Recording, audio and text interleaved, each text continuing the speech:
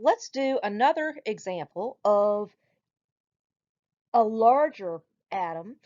This time, I want to do electron configuration for potassium, which is right underneath sodium, and it has a symbol K. And if you notice, it has an atomic number of 19. So if we build a electron configuration for sodium, or I'm sorry, potassium, then we're going to have to account for 19 electrons. So let's get started. First two electrons are going to fill up our first floor S room, the only room available on the first floor. Next electron is going to have to go up to the second floor. So we'll put 2 electrons in our 2s room here. And then still got more electrons to go, so we'll go ahead and fill in our P rooms, P block of rooms on the second floor. So we're going to have 2p6 add on to our electron configuration.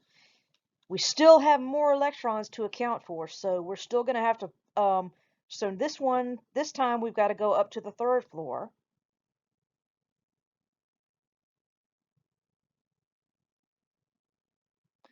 And put 2 electrons there.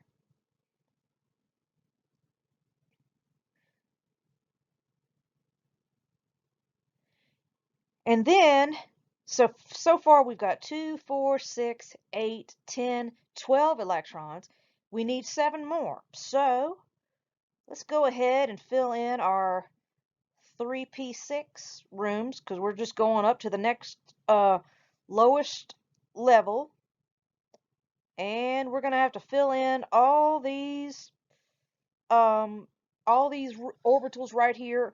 So now all these orbitals are full. So we've got 2, 4, 6, 8, 10, 12, 14, 16, 18 electrons accounted for. We still got to account for one more. Now, some people might think that we would go to our 3D room, but it's actually a little bit easier to get to the 4s room. So our last electron is going to go in 4s. So let me go ahead and fill in all my other electrons in my electron configuration here.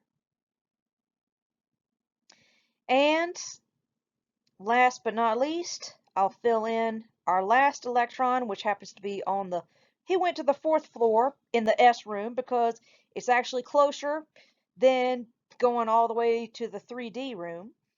Now, if the 4s orbital fills up, then it would go over to the 3D room.